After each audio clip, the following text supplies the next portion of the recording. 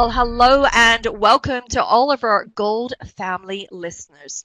Welcome to my interview with the delightful Nekisha Killings. That's right, we have Nekisha here at our Gold Lactation Alumni presentations. She is going to be diving into, as you can see on your screen, BreastSide Manor, and I know you're going to want to know more about that.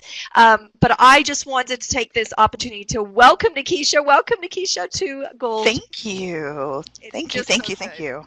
Yeah, so excited. And so we were just talking off air there, saying that Nekisha and I have had the pleasure of actually meeting in person. And I will say it again. I know she'll probably blush a little bit, but I will say again, looking at her picture, that's exactly who she is. And she exudes such great vibes, right? So I know you're going to hear some of that vibes in our little chat today. So just imagine we're all sitting together now. Get cozy because we're going to talk a little bit about Nekisha. I promised that I would ask Nekisha a little bit about herself today, and I want to hear more. So tell me, Nekisha, where did you grow up? What was it like? Who is in your family? And how, what happened when you first started going to school? Because it wasn't about lactation when you first started. Oh, no. It's been a long and windy road. But Okay. I grew up in the happiest place in the world, Orlando, Florida. Oh, there you go. Where trips to Disney World were, unlimited and lots of fun time in the Florida sun. I Nice. had beautiful childhood there. Um, I got into lactation as a career the way most of us did, and that is through nursing my own child and having my own Oh, challenges and seeking help. That's kind of how I found my way here, but I had many stops along the way. As yes.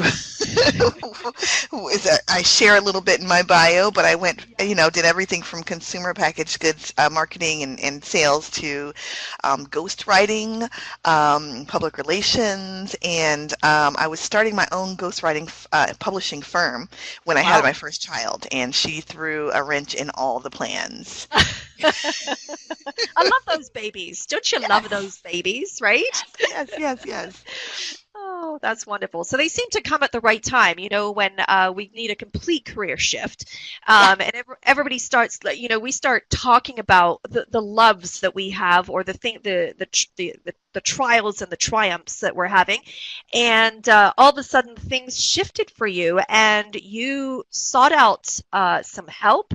And then where did this take you? I mean, that's a big leap because not every mother that's listening in right now does that leap, but you took that leap. So tell me more about that leap.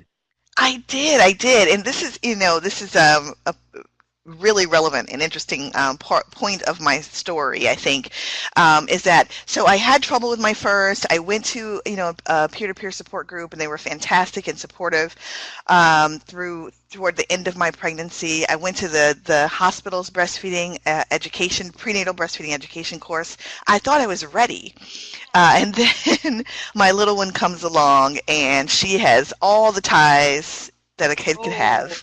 oh, And I just, could not get it right. And right. thankfully, I had access to the person who taught the prenatal breastfeeding class. I gave her a call.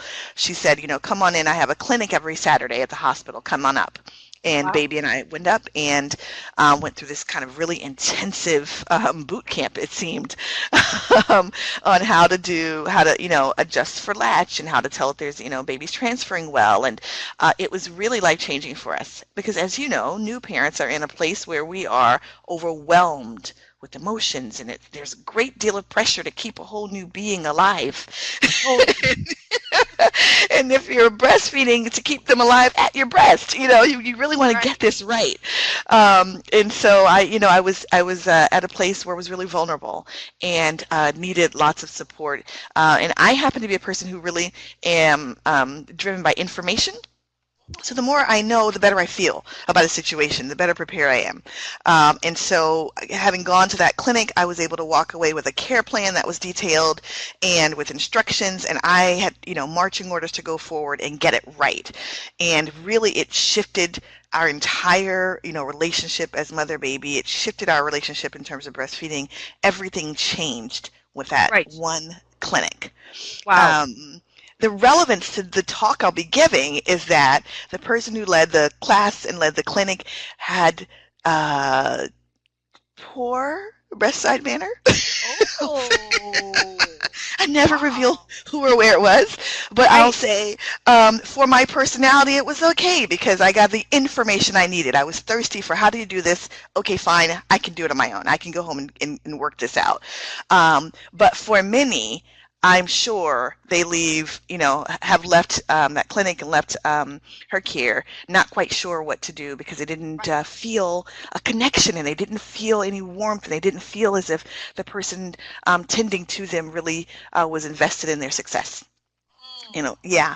And so I looked at her and what she did for me and my family, and I said, oh my, I want to do this. I want to make the Right. same type of difference in someone else's life, but I kind of want to do it in a way that's softer and gentler and warmer Right. and kinder. Right. And that set me on a path to provide this same clinical support, but in a way that looked differently than what I had received.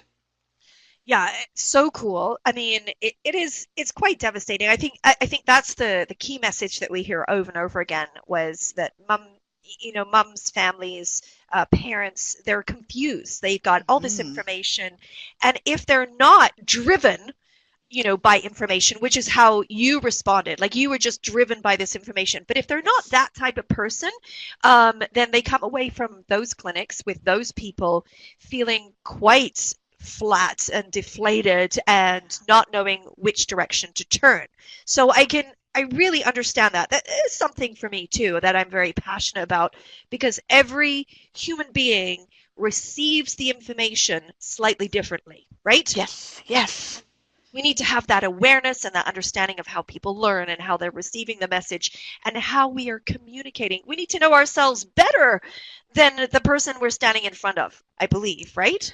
I agree. Absolutely. Absolutely. And I think we need to be really careful to make sure that the level of service or the approach to care that we're providing is really catered to who the individual is in front of us.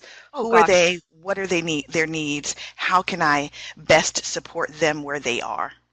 Well, I feel like your clinic's going to get filled up right now. If anyone's listening right now, Nekisha's online. You can find her. She's doing all sorts of things. It's great.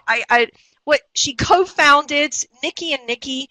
It's a lactation career consultant. So if you're also thinking about a career, this is the place to go right now. You can go and join her.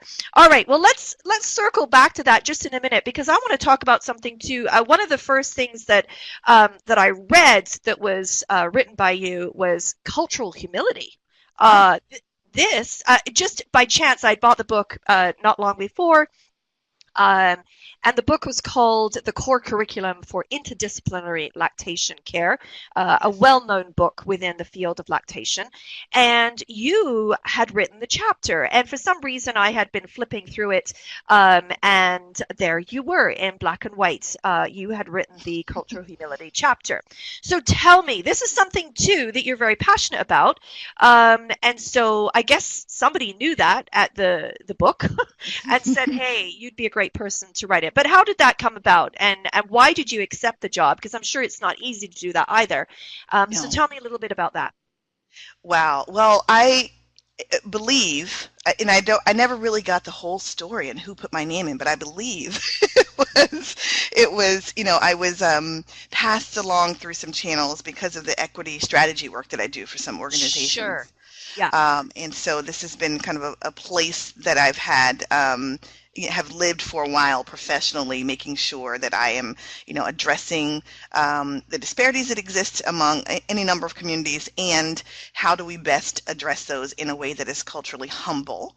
Right. Which looks different from cultural competence, which is what a lot of us have had in former lives. That type of training is different.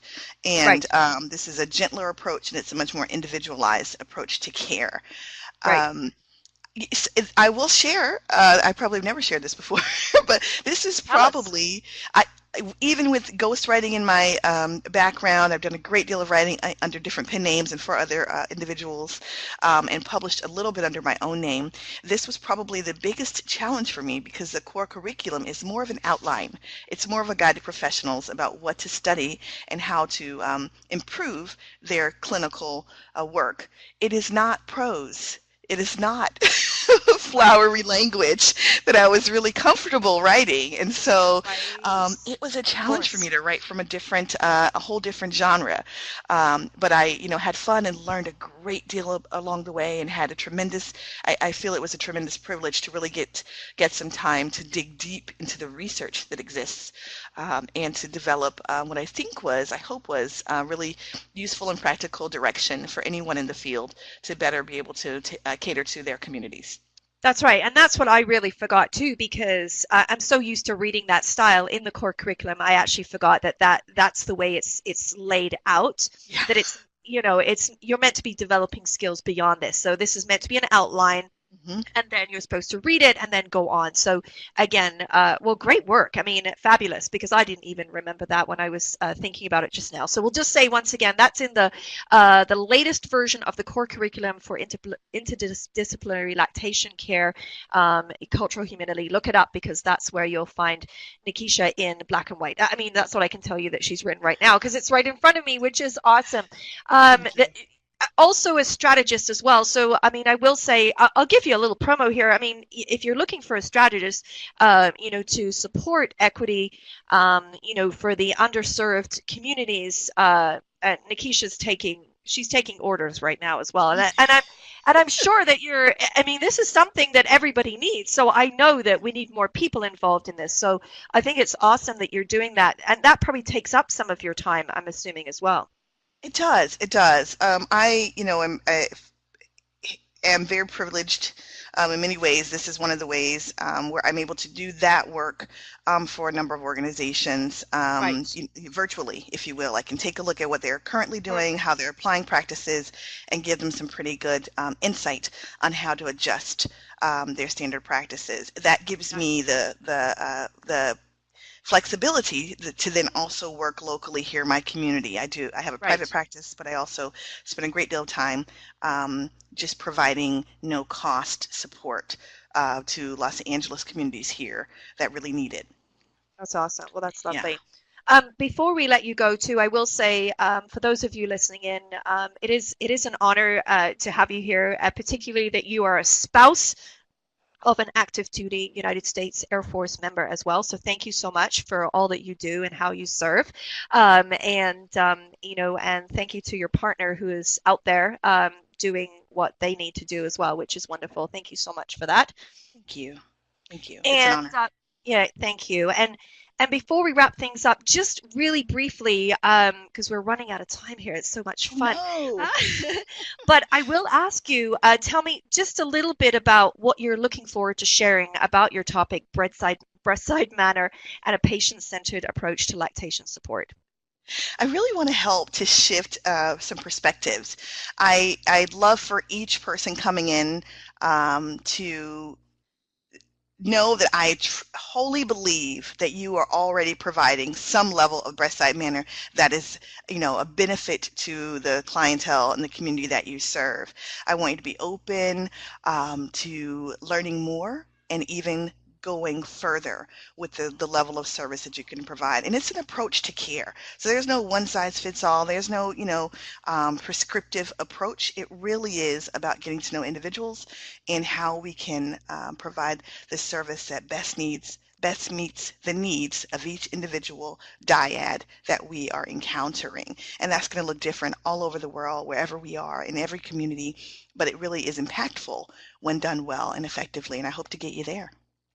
Well, that's awesome. I'm really looking forward to hearing more of that. I see a real trend, in the field, in healthcare generally, that we need to do better in this area.